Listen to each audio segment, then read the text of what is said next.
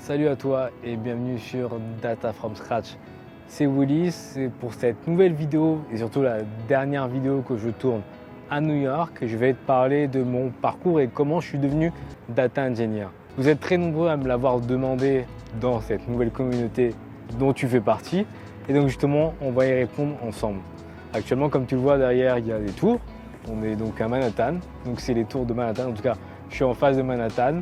Là, je suis justement à Brooklyn, donc en face de Manhattan. Bref, on va passer à l'étape que tu commences à connaître, c'est les 4 étapes que je te demande très souvent de réaliser. Donc la première chose, c'est de mettre un like. La deuxième chose, c'est de t'abonner. La troisième chose, c'est de mettre la cloche pour être averti des vidéos qui vont venir dans les semaines à venir. Et la quatrième chose, c'est ça. Mon cadeau gratuit où justement je te parle des métiers de la data science et du data engineering, data engineer, data scientist et data analyst, les diplômes, les compétences et surtout les salaires. Tu trouveras tout ça en description et bien évidemment ce cadeau n'attend que toi.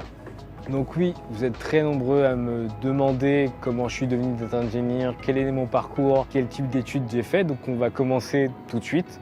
Donc moi, actuellement là, au moment où je vous parle, j'ai 10 ans d'expérience en informatique, enfin dans la data, mais j'en ai entre 13 et 14, suivant comment je compte avec mes stages, etc., que j'ai réalisé en informatique.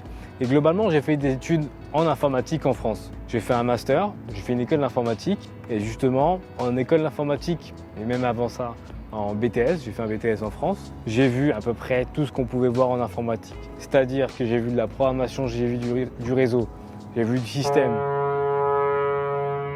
Super, on a un bateau. Donc j'ai vu du système, j'ai vu de l'intelligence artificielle, j'ai vu de la base de données, j'ai vu les prémices de la big data, donc la BI. J'ai vu plein de choses justement concernant l'informatique durant ces 5 ans d'informatique, enfin ces 5 ans d'études. Et j'ai pu découvrir plein de choses. J'ai programmé, quand j'étais en BTS, j'ai programmé sur papier, beaucoup sur papier. J'ai fait de l'assembleur, j'ai fait du C, du C++. J'ai fait du SQL, c'est des trucs fous ça, de faire du SQL sur papier. Bref, j'ai vu plein de choses. On entend un petit hélicoptère, je pense que vous l'entendez. J'ai vu plein de choses en informatique, en BTS, encore plus en école d'informatique. On va attendre que l'hélicoptère passe.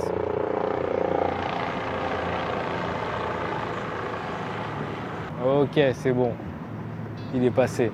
C'est fou, on a beau être au bord de la mer, enfin au bord du fleuve, il y a quand même vachement de bruit. Bref, donc en BTS, j'ai vraiment vu énormément de choses en informatique et aussi en école d'informatique. J'ai vu encore une fois de la programmation, je ne vais pas vous refaire le topo, mais beaucoup de programmation, beaucoup de systèmes de base de données. J'ai travaillé sur l'Oracle, j'ai fait aussi de la VoIP, bref, j'ai vu énormément de choses. Donc déjà, ça m'a construit des très bonnes bases solides en informatique. Et je pense que c'est ça la première leçon à retenir pour être un data engineer, c'est qu'il faut avoir de bonnes bases en informatique. Connaître ses basiques en base de données, en système, en réseau, etc. Tout simplement parce qu'avec par exemple des systèmes comme AWS, Azure ou Google Cloud, vous êtes amené à toucher à plein d'éléments qui touchent justement de la base de données quand vous êtes ingénieur, mais aussi du système, de la sécurité, etc. Donc moi j'ai terminé mes études en 2012 et ensuite j'ai fait un stage de 6 mois. Si tu n'as pas vu l'histoire que je t'ai racontée justement par rapport au syndrome de l'imposteur, je te le conseille fortement. Je te conseille fortement cette histoire qui est la vidéo juste précédente. Parce que vraiment tu vas apprendre plein de choses sur le syndrome de l'imposteur. Bref, j'ai fait mon stage de fin d'études, j'ai été développeur data, développeur BI. Où je travaillais sur tout ce qui était SQL Server, donc tout ce qui était data sur SQL Server. En gros, il y avait vraiment tous les outils pour extraire de la donnée, la transformer, la stocker et l'afficher. Donc pour ceux qui connaissent, c'est du SQL Server, SSIS, SSAS, SSRS et SSMS. Donc pour pouvoir accéder à en fait tout ce qui est base SQL Server. J'ai fait ça 3 ans en France, et ensuite j'ai décidé d'aller au Canada. Donc ce que j'aime le plus, c'est travailler avec des enjeux professionnels assez challengeants avec différentes cultures. Donc c'est pour ça que je suis venu au Canada, parce que j'avais cette opportunité et je suis venu en VIE au Canada. Et donc j'ai fait un VIE de 1 an et demi où j'étais justement toujours développeur data. Et après ces 1 an et demi, je me suis dit ok, je suis à Montréal, il y a une entreprise qui me fait rêver qui est à Montréal, c'est Ubisoft. Et là je me suis dit ok, je vais tenter d'entrer chez Ubisoft et j'ai postulé. J'ai passé les entretiens. Et j'ai réussi à rentrer chez Ubisoft au final. Ça a été une joie immense parce que déjà j'adore le jeu vidéo, je suis un grand joueur. Puis j'ai travaillé sur des jeux qui étaient vraiment dingues. J'ai fait du Assassin's Creed, du Far Cry, du Rainbow Six et encore plein d'autres. Et certains n'ont pas été encore annoncés. Après tout ça, je me suis dit, j'ai fait 4 ans chez Ubisoft. Ça a été vraiment les plus beaux moments de ma vie professionnelle. Mais je me suis dit, bon, j'ai besoin d'un autre challenge. Et je vais quitter Ubisoft et je vais tenter ailleurs.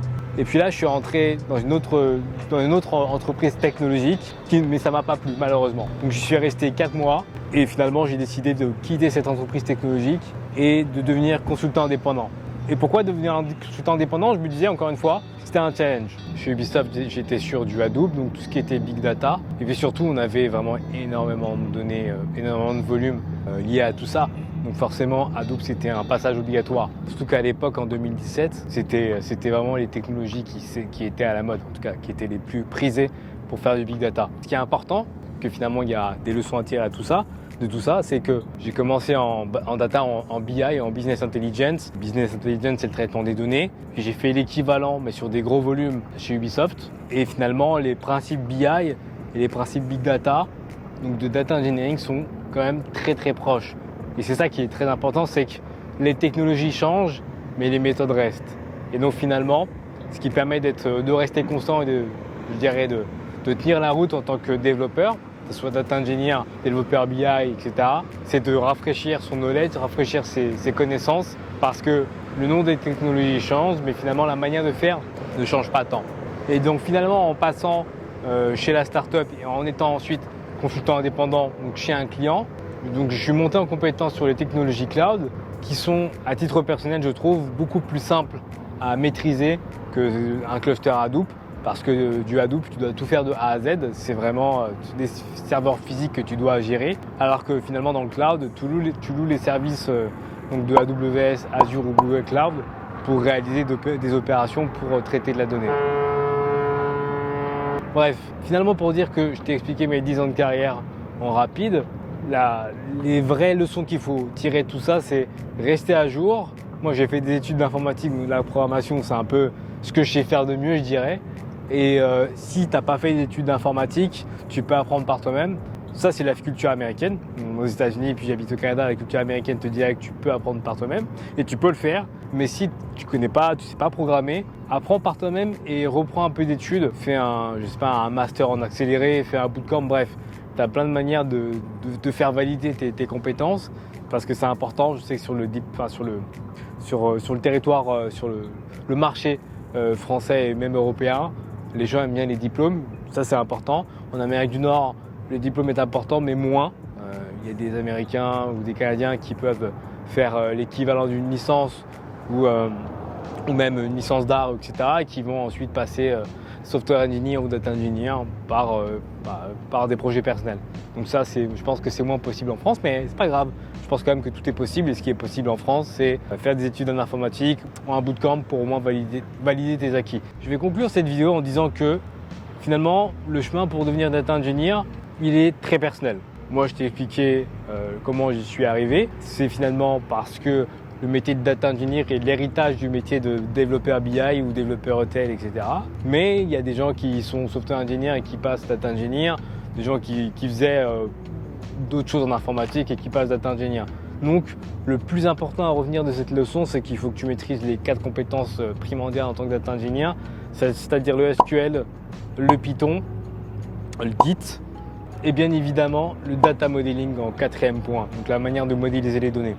Et tout ça, il faut le faire sur du cloud, parce que le cloud, c'est ce que les entreprises utilisent le plus, AWS, Google Cloud ou Azure.